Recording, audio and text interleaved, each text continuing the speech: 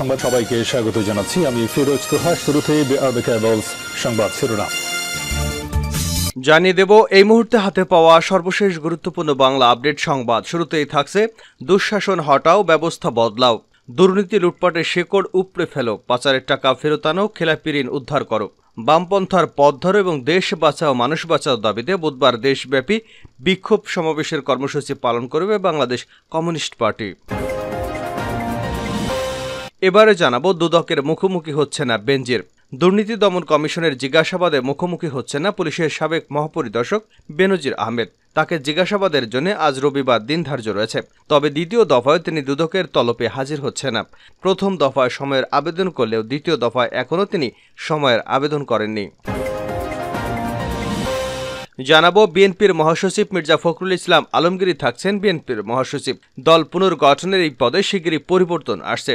মির্জা ফখরুলকে আরও সময় নিয়ে মহাসচিবের দায়িত্ব পালনের অনুরোধ করা হয়েছে বিএনপির শীর্ষ পর্যায় থেকে। এদিকে বাজারের ডাক নিয়ে আওয়ামী লীগের দু গ্রুপের সংঘর্ষ, আহত ৩০। নেত্রকোনার কলমাকান্দায় বাজার ইজারা নিয়ে এ সংঘর্ষের ঘটনা ঘটে।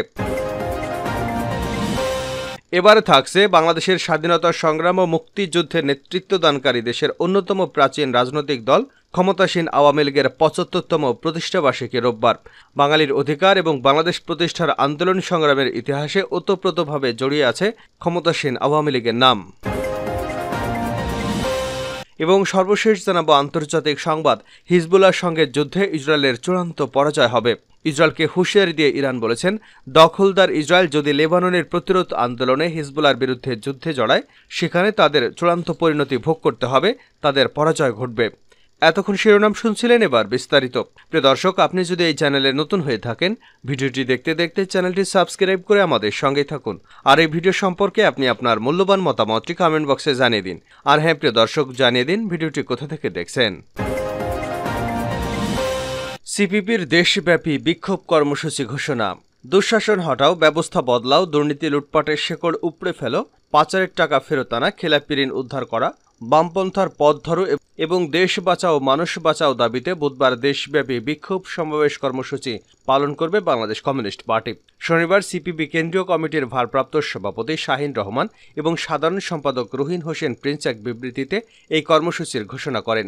বিবৃতিতে নেতারা মেহনতি মানুষের অধিকার প্রতিষ্ঠায় দেশের সকল জেলা উপজেলায় বিক্ষোভ সংগঠিত করার জন্য পার্টির সংশ্লিষ্ট সকল শাখার প্রতি আহ্বান জানিয়েছেন। দেশব্যাপী কর্মসূচির অংশ হিসেবে আগামী বুধবার বিকেল 4:30টায় রাজধানীর পুরানা পল্টন মোড়ে সমাবেশ অনুষ্ঠিত হবে।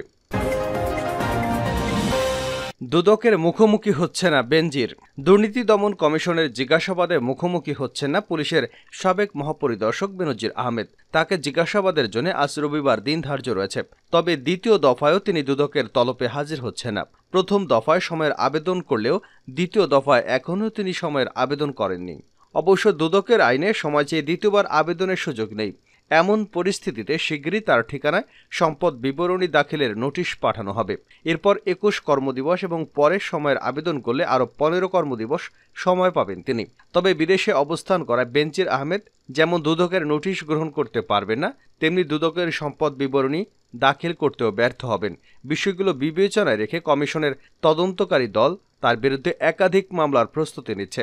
দুদক সূত্রে এসব তথ্য জানা গেছে। নাম প্রকাশে অনিচ্ছুক দুদকের একজন ঊর্ধ্বতন কর্মকর্তা কালের কণ্ঠকে বলেন, বেনজির আহমেদের সম্পদ বিবরণী দাখিল না করলে 2টি মামলা হবে।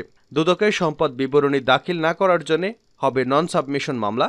আর বেনজির এবং তার পরিবারের সদস্যদের যেসব অবৈধ সম্পদের তথ্য প্রমাণ পাওয়া গেছে তার ভিত্তিতে আরেকটি অবৈধ সম্পদ অর্জনের মামলা হবে। 2 আইনে জ্ঞাত আয় বহির্ভূত সম্পদ অর্জনের মামলায় 10 বছর এবং নন সাবমিশন মামলায় 3 বছরের সাজার বিধান রয়েছে। জানতে চাইলে দুদকের প্রধান আইনজীবী খুরশিদ আলম খান বলেন, বেনজির আহমেদ জিজ্ঞাসাবাদে না এলে তাকে আর জিজ্ঞাসাবাদের জন্য সময় দেওয়া হবে না। তবে অনুসন্ধান চলতে থাকবে। অনুসন্ধান শেষে অনুসন্ধানকারী দল কমিশনে প্রতিবেদন দাখিল করবেন। এরপর কমিশনের অনুমতিক্রমে পরবর্তী কার্যক্রম পরিচালনা করা হবে। গত 31 মার্চ এবং 2রা এপ্রিল কালের কণ্ঠে সংবাদ প্রকাশ করবার পরপরই স্ত্রীর চিকিৎসার নামে সিঙ্গাপুর পাড়ি জমান বেনজির আহমেদ এবং তার পরিবারের সদস্যরা। সেখান থেকে তারা মালয়েশিয়ায় মাই সেকেন্ড হোম প্রকল্পের অধীনে বেনজিরের কেনা মালয়েশিয়ার বাড়িতে গিয়ে ওঠে। এরপর মালয়েশিয়া থেকে সপরিবারে চলে যান দুবাই। সেখানে পরিবারের সদস্যদের রেখে তিনি পর্তুগালে পাড়ি জমান বলে জানা গেছে। মির্জা ফখরুল ইসলাম আলমগীরই থাকছেন বিএনপির মহাসচিব। দল পুনর্গঠনের এই পদে শিগগিরই পরিবর্তন আসছে। মির্জা ফখরুলকে আরও সময় নিয়ে মহাসচিবের দায়িত্ব পালনের অনুরোধ করা হয়েছে দলের শীর্ষ পর্যায় থেকে। চেয়ারপারসন ও ভারপ্রাপ্ত চেয়ারপারসন উভয়ই চান মির্জা ফখরুল ইসলাম আলমগীরই মহাসচিবের দায়িত্ব চালিয়ে যাক। গত বছরের 28শে অক্টোবর বড় আন্দোলনের পর মির্জা ফখরুল ইসলাম আলমগীর দলের মহাসচিব থাকতে চান না। এই আলোচনার গুঞ্জন সূত্রপাত তিনি নিজেই করেছেন। নয়াপল্টনের সংঘর্ষের ঘটনায় দীর্ঘদিন কারাভোগের পর অনেকটা নিভৃতে চলে যান মির্জা ফখরুল। গণমাধ্যমকেও পুরোপুরি এড়িয়ে চলেন তিনি।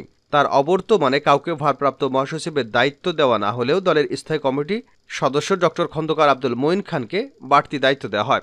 তিনি দলের কূটনীতি এবং সাংগঠনিক কর্মকাণ্ড বেশ সক্রিয়ভাবে পালন করেন। তখনই গুঞ্জন ছড়িয়ে পড়ে মির্জা ফখরুল মহাসচিব পদে আর থাকতে চান না।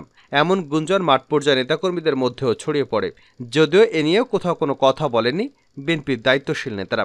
সম্প্রতি বিএনপিতে ব্যাপক হারে সাংগঠনিক রদবদল, কমিটি পুনর্গঠন, পদোন্নতি, পদাবনতি শুরু হয়েছে। দলের পুনর্গঠন এই প্রক্রিয়ায় স্থায়ী কমিটির শূন্য পদ পূরণের কথাও শোনা যাচ্ছে। তবে মহাসচিব পদে রদবদল নিয়ে আলোচনা নেই। অঙ্গ সংগঠন থেকে শুরু করে বিএনপির ভাইস চেয়ারম্যান পদ পর্যন্ত রদবদল আনা হচ্ছে। বিষয়গুলোকে ধারাবাহিক সাংগঠনিক প্রক্রিয়ার অংশ বলেছেন দায়িত্বশীল নেতারা। যদিও বিশ্লেষণ করে দেখা গেছে বিগত আন্দোলনে যারা সক্রিয় ছিলেন তাদেরকে বাদ দিয়ে কমিটি করা হচ্ছে, সক্রিয়দের পদোন্নতি দেওয়া হচ্ছে। স্থায়ী কমিটির সদস্য আমির খসরু মাহমুদ চৌধুরী বলেন, নীতি নির্ধারণী বৈঠকে মহাসচিব পদের রদবদল নিয়ে কোনো আলোচনা হয়নি। তবে বিভিন্ন স্তরে শূন্য পদ পূরণের সিদ্ধান্ত হয়েছে। নতুনদের দায়িত্ব দেওয়ার বিষয়ে সবাই একমত হয়েছেন। সূত্রে জানা গেছে বিএনপির মহাসচিব শারীরিক অবস্থা এবং বয়সের কথা তুলে মহাসচিবের দায়িত্ব থেকে সরে যেতে চেয়েছিলেন। বিষয়টি তিনি চেয়ারপারসনকে অবহিত করেছিলেন। বড় আন্দোলনের পর তিনি ফের এই দায়িত্বে থাকতে চাননি। তবে চেয়ারপারসন তাকে দায়িত্ব পালনে অনুরোধ করেন। এ বিষয়ে জানতে চাইলে বিএনপির চেয়ারপারসনের উপদেষ্টা জয়নুল আবেদিন ফারুক বলেন, গুঞ্জন গুঞ্জনই হয়েছে। সাধারণত গুঞ্জন কখনো সত্য হয় না।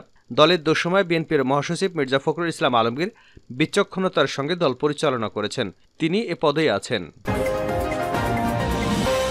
বাজারের ডাক নিয়ে আওয়ামী লীগের দুপক্ষের সংঘর্ষ, আহত ৩০। নেত্রকোনার কলমাকান্দায় বাজার ইজারা দেওয়াকে কেন্দ্র করে আওয়ামী লীগের দু গ্রুপের মধ্যে ধাওয়া পাল্টা ধাওয়া এবং সংঘর্ষের ঘটনা ঘটেছে। এ সময় উভয় পক্ষের অন্তত ৩০ জন আহত হয়েছেন। শনিবার দুপুরে উপজেলার পূর্ব বাজার কলেজ মোড় বাজারের ডাক নিয়ে এই সংঘর্ষের ঘটনা ঘটে। কলমাকান্দা থানার ওসি লুৎফুল হক কালবেলাকে বিষয়টি নিশ্চিত করেছেন। স্থানীয়রা জানান, দুপুরে পূর্ব বাজার কলেজ মোড়ে বাজার ডাক নিয়ে আওয়ামী লীগের দুপক্ষ চয়ন গ্রুপ এবং উপজেলা পরিষদ চেয়ারম্যান আব্দুল কুদ্দুস বাবুলের ছোট ভাই আব্দুল ওয়াদুদ রতন গ্রুপের মধ্যে ধাওয়া পাল্টা ধাওয়ার ঘটনা ঘটে। পরে উভয় পক্ষের লোকজন সংঘর্ষে জড়িয়ে পড়লে উভয় পক্ষের প্রায় ৩০ জন আহত হন। সংঘর্ষে আহত স্থানীয় আওয়ামী লীগ নেতা মুস্তাফিজুর রহমান চয়ন বলেন, আজকে সকালে উন্মুক্ত ডাক দেওয়ার কথা ছিল। আমরা ডাকে অংশ নিতে গেলে উপজেলা চেয়ারম্যান আব্দুল কুদ্দুস বাবুলের ভাই আব্দুল ওয়াদুদ রতন গ্রুপ আমি সহ স্থানীয় লোকজনের উপর হামলা চালায়। এ সময় অন্তত ৩০ জন আহত হন। ওসি লুৎফুল হক কালবেলাকে বিষয়টি নিশ্চিত করেন। কলমাকান্দা উপজেলা পরিষদের বর্তমান চেয়ারম্যান আব্দুল কুদ্দুস বাবুলের ভাই আব্দুল ওয়াদুদ রতন গ্রুপ পরাজিত চেয়ারম্যানকে মুস্তাফিজুর রহমান চয়ন গ্রুপের লোকজনের মধ্যে বাজার ডাক নিয়ে প্রথমে কথা কাটাকাটি হয়। পরে দুপক্ষের মধ্যে সংঘর্ষ শুরু হয়। এ সময় বেশ কয়েকজন আহত হয়েছেন। তিনি বলেন, এখন পর্যন্ত পরিস্থিতি স্বাভাবিক রয়েছে। ফের সংঘর্ষের আশঙ্কায় উপজেলায় অতিরিক্ত পুলিশ মোতায়েন রয়েছে। তবে এ বিষয়ে এখনো কোনো মামলা হয়নি। হিজবুল্লাহর সঙ্গে যুদ্ধে ইসরায়েলের চূড়ান্ত পরাজয় হবে ইরান। ইসরায়েলকে হুঁশিয়ারি দিয়ে ইরান বলেছে, দখলদার ইসরায়েল যদি লেবাননের প্রতিরোধ আন্দোলন হিজবুল্লাহর বিরুদ্ধে যুদ্ধ শুরু করে তাহলে সেখানে তারা চূড়ান্ত পরিণতি ভোগ করবে, তাদের পরাজয় ঘটবে। শুক্রবার জাতিসংঘে ইরানের স্থায়ী মিশন এক বিবৃতিতে এই হুঁশিয়ারি দিয়েছে। বিবৃতিতে বলা হয়েছে, সম্ভাব্য এই যুদ্ধে নিঃসন্দেহে একটি পরাজিত পক্ষ থাকবে এবং সেটি হবে ইসরায়েল। হিজবুল্লাহ নিজেকে এবং লেবাননকে রক্ষা করতে সক্ষম। সম্ভবত দখলদার সরকারের পতনের সময় এসে গেছে।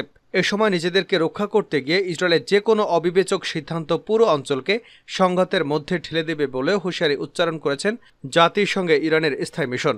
এর আগে গত মঙ্গলবার ইসরায়েলের সামরিক বাহিনী জানায়, লেবাননের বিরুদ্ধে হামলা চালানোর জন্য তারা চূড়ান্ত পরিকল্পনার অনুমোদন করেছে। তাদের এই ঘোষণার বিরুদ্ধে হুঁশিয়ারি উচ্চারণ করে হিজবুল্লাহর মহাসচিব সাইদ হাসান নাসরুল্লাহ বলেন, সর্বাত্মক যুদ্ধ শুরু করলে ইসরায়েলের কোনো স্থান নিরাপদ থাকবে না। এদিকে লেবাননে ইসরায়েল আগ্রাসন চালালে তা পুরো মধ্যপ্রাচ্যে ছড়িয়ে পড়বে বলে হুঁশিয়ারি করে দিয়েছে জাতিসংঘ মহাসচিব অ্যান্তোনিও গুতেরেস। নিউ ইয়র্কের সাংবাদিকদের সঙ্গে আলাপকালে তিনি বলেন, ইসরায়েলের আগ্রাসনের কারণে পুরো মধ্যপ্রাচ্যে যুদ্ধ ছড়িয়ে পড়ার আশঙ্কা সেটি বাস্তব। এ সময় তিনি ইসরায়েল এবং লেবাননের হিজবুল্লাহ যোদ্ধাদের মধ্যে নিয়মিত সংঘর্ষ এবং বাকযুদ্ধ বেড়ে যাওয়ার ঘটনার উল্লেখ করেন।